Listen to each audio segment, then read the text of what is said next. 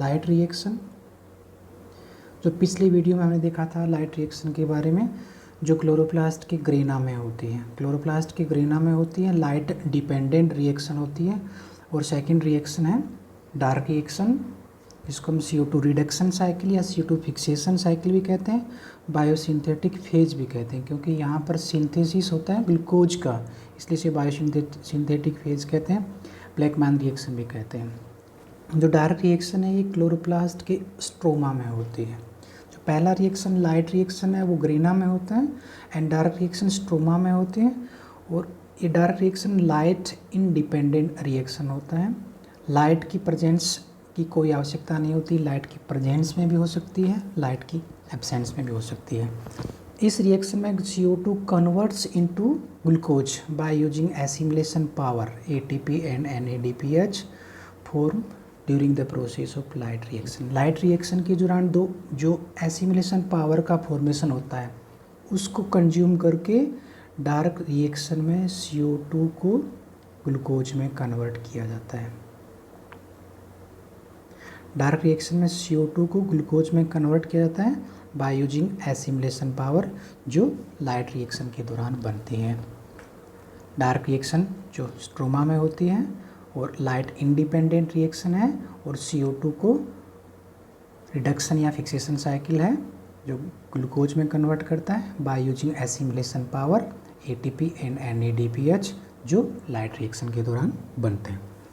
Direct reaction को हम अलग अलग साइकिल के थ्रू देख सकते हैं। C3 साइकिल, जिसको हम कैल्विन साइकिल भी कहते हैं, जो मोस्ट फोटोसिंथेटिक प्लांट में C3 साइकिल होता है।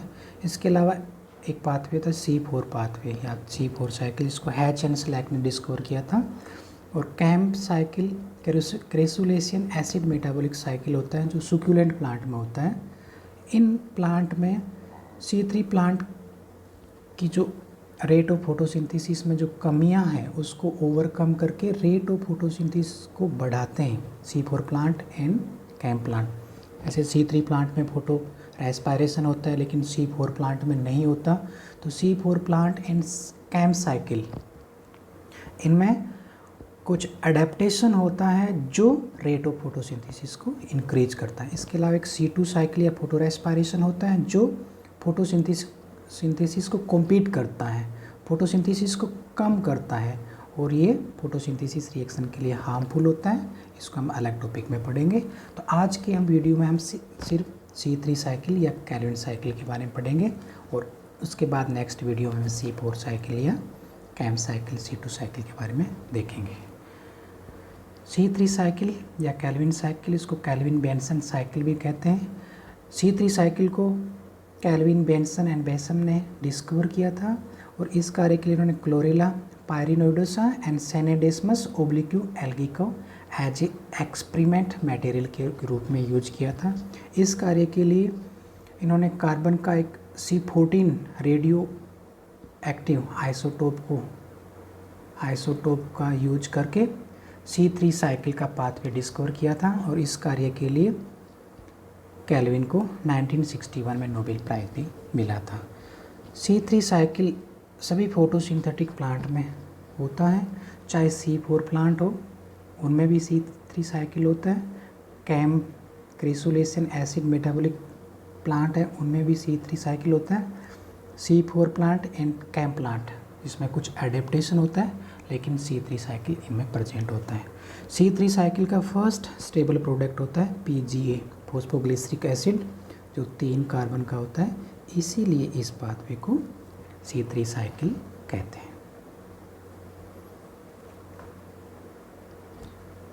C3 साइकिल के डिफरेंट स्टेप्स की बात करें तो पहला स्टेप है carboxylation and fixation of CO2। इस स्टेप के तहत जो एनवायरनमेंट CO2 है, जो लिप के स्टोमेटा से लिप के अंदर इंटर करती है, उस CO2 को रूबिस्को एंजाइम उसको फिक्स करता है, उसको बोलते हैं कार्बोक्सिलेशन या फिक्सेशन ऑफ CO2। इसके अलावा सेकंड स्टेप है reduction of PGA। First step के तहत PGA का फॉर्मेशन होता है, सेकंड स्टेप में PGA का रिडक्शन होता है, किसमें? PGAL में। PGAL एल्डिहाइड है, ट्रायोज शुगर है, और रिडक्शन के लिए रिड्यूसिंग एजेंट जो NADPH है जो लाइट रिएक्शन के दौरान बनता है उसका यूज होता है, और PGA से PGAl का फॉर्मेशन होता है। उसके बाद थर्ड स्टेप है फॉर्मेशन ऑफ हेक्सोज या ग्लूकोज। यहाँ पर 2 मॉलिक्यूल ऑफ PGL कन्वर्ट होते हैं ग्लूकोज में, तो इसको बोलते हैं सिंथेसिस फेज भी बोलते हैं, फॉर्मेशन फेज भी बोलते हैं, और यहाँ पर ग्लूकोज का फॉर्मेशन होता है। एंड फोर्थ स्टेप है रीजनरेशन ऑफ RUMP, जो बाकी के जो PGAl हैं वापस राइबोलोज मोनोफॉस्फेट का रीजनरेशन करते हैं, और इस स्टेप को बोलते हैं regeneration of RUMP। Calvin cycle या C3 साइकिल। C3 साइकिल का सबसे इम्पोर्टेंट अगर एंजाइम है वो है रूबिस्को। तो C3 साइकिल स्टार्ट करने से पहले हम थोड़ा सा रूबिस्को के बारे में देखते हैं। रूबिस्को एंजाइम राइबोलोज 1,5-बिसफॉस्फेट कार्बोक्सिलेज एंड ऑक्सीजनेज। रूबिस्को में कार्बोक्सिलेशन रिएक्शन एक्टिविटी भी होती है, ऑक्सीजनेज एक्टिविटी भी होती है। रूबिस्को एंजाइम का सबस्ट्रेट RUBP होता है, ribulose bisphosphate. Most abundant protein of the earth, सबसे अधिक क्वांटिटी में पाए जाने वाली प्रोटीन है रूबिस्को, जो टोटल 16 सब यूनिट से मिलकर बना होता है। इसमें 8 लार्ज सब यूनिट होती हैं एंड 8 स्मॉल सब यूनिट होती हैं। अगर क्लोरोप्लास्ट की स्ट्रोमा में CO2 की कंसंट्रेशन ज़्यादा है, अगर CO2 की कंसंट्रेशन ज़्यादा है तब कार्बोक्सिलेशन एक्टिविटी या कार्बोक्सिलेज एक्टिविटी फंक्शनेबल होगी। इस कंडीशन में C3 साइकिल या फोटोसिंथेसिस होगा। जब CO2 ज़्यादा है तब फोटोसिंथेसिस होगा, C3 साइकिल होगा, और PGA फर्स्ट स्टेबल प्रोडक्ट बनेगा। अगर क्लोरोप्लास्ट के स्ट्रोमा में ऑक्सीजन की कंसंट्रेशन ज़्यादा है CO2 की तुलना में, तब रूबिस्को की ऑक्सीजनेज एक्टिविटी फंक्शनेबल होगी। तब C2 साइकिल या फोटो रेस्पायरेशन होगा, तब फोटोसिंथेसिस नहीं होगा, C2 साइकिल या फोटो रेस्पायरेशन होगा। और फोटो रेस्पायरेशन हमेशा फोटोसिंथेसिस को कॉम्पीट करता है, उसकी फोटोसिंथेसिस की रेट को कम करता है, जो प्लांट के लिए एक हार्मफुल एक्टिविटी है। और इसका फर्स्ट स्टेबल प्रोडक्ट होता है वो फॉस्फोग्लाइकोलेट होता है, जिसमें 2 कार्बन होते हैं, इसलिए इसको C2 साइकिल कहते हैं। तो फोटो रेस्पायरेशन के बारे में हम अगले वीडियो में पढ़ेंगे। आज इस वीडियो में हम सिर्फ C3 साइकिल या कैल्विन साइकिल के बारे में पढ़ेंगे। कैल्विन साइकिल की हमने 4 स्टेप्स देखे थे अलग अलग। पहला स्टेप है कार्बोक्सिलेशन, एनवायरनमेंट CO2 का कार्बोक्सिलेशन होता है, फिक्सेशन होता है। सेकंड स्टेप PGA का रिडक्शन होता है। थर्ड स्टेप PGL से ग्लूकोज का फॉर्मेशन होता है। Fourth step regeneration of RUMP। ये 4 स्टेप हैं अलग अलग। क्लोरोप्लास्ट के स्ट्रोमा में राइबोलोज मोनोफॉस्फेट, राइबोलोज एक पेंटोज शुगर है जिसमें 5 कार्बन होते हैं, राइबोज शुगर का ही आइसोमर होता है।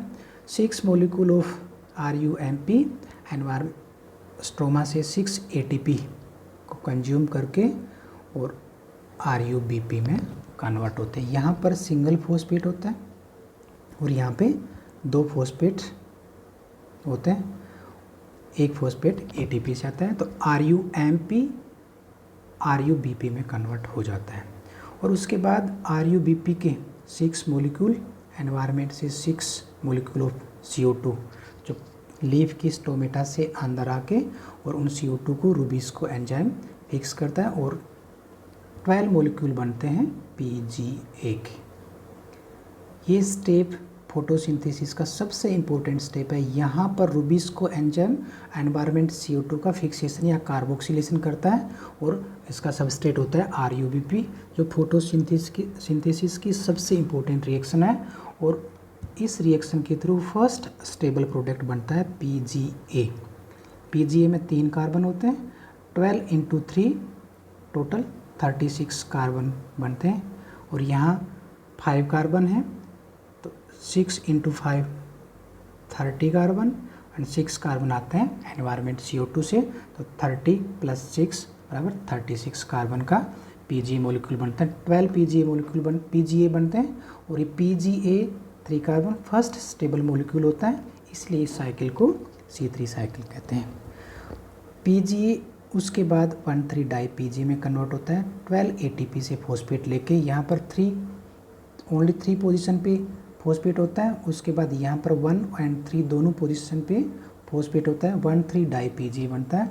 और उसके बाद 1,3 डाई पीजी का रिडक्शन होता है और 1,3 di PG in the presence of 12 NADPH जो रिड्यूसिंग पावर है उनकी प्रेजेंस में, और PgAl में कन्वर्ट होता है। यहाँ भी 12 मॉलिक्यूल ऑफ PgAl के बनते हैं।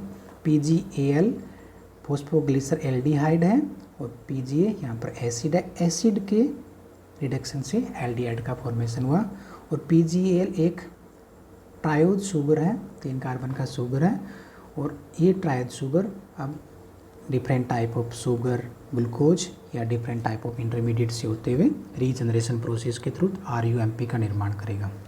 तो ये सेकंड स्टेप रिडक्शन के थ्रू PgAl का फॉर्मेशन हुआ। इन 12 PgAl में से 2 मॉलिक्यूल ऑफ PgAl आपस में मिलके 1 मॉलिक्यूल ऑफ ग्लूकोज का निर्माण करते हैं, क्योंकि ग्लूकोज मॉलिक्यूल में 6 कार्बन होते हैं, हेक्सोज शुगर होती है, यहाँ पे 3 कार्बन है। तो PgAl के 2 मॉलिक्यूल आपस में मिलके 1 मॉलिक्यूल ग्लूकोज का निर्माण करेंगे। ये प्रोसेस ग्लाइकोलाइसिस प्रोसेस की जस्ट रिवर्स है। ग्लाइकोलाइसिस में क्या होता है, ग्लूकोज का अपघटन होता है और उसके बाद PgAl का निर्माण होता है। और यहाँ पर PgAl से ग्लाइकोलाइटिक रिवर्सल प्रोसेस के थ्रू ग्लूकोज का फॉर्मेशन होता है। और बाकी के 10 molecule of PgAl different type of intermediate, यहाँ पर 5 कार्बन की शुगर भी बनती है, 6 कार्बन 7 कार्बन की भी शुगर बनती है। डिफरेंट टाइप ऑफ इंटरमीडिएट के माध्यम से वापस रीजनरेशन प्रोसेस के थ्रू RUMP का निर्माण करती है, जो कि नेक्स्ट कैल्विन साइकिल के लिए RUMP की रिक्वायरमेंट होगी और ये कंप्लीट साइकिल चलता रहेगा। इसमें पहला स्टेप है carboxylation, second reduction, third formation and regeneration of RUMP।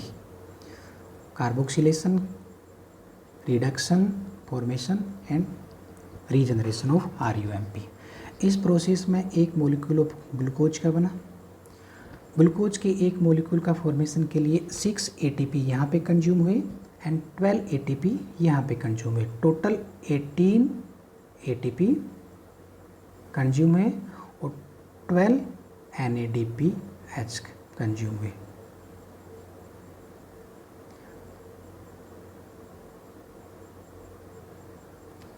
तो C3 साइकिल में एक मॉलिक्यूल ग्लूकोज के फॉर्मेशन के लिए 18 ATP एंड 12 NADPH की रिक्वायरमेंट होती है। और ये रिड्यूसिंग पावर या एसिमिलेशन पावर है जो लाइट रिएक्शन के दौरान बनती है। और इन्हीं ATPs में NADPH की हेल्प से एनवायरनमेंट CO2 का फिक्सेशन करके एक मॉलिक्यूल ग्लूकोज का बनता है। ग्लूकोज में 6 कार्बन है और ये जो कार्बन है ये 6 मॉलिक्यूल ऑफ CO2 से बनते हैं। इस प्रकार C3 साइकिल या कैल्विन साइकिल में एनवायरनमेंट CO2 का फिक्सेशन होके और कार्बोहाइड्रेट का मॉलिक्यूल ग्लूकोज का फॉर्मेशन होता है। इसके निर्माण में 18 ATP और 12 NADPH जो एसिमिलेशन पावर है उनका कंजम्पशन होता है। Thank you.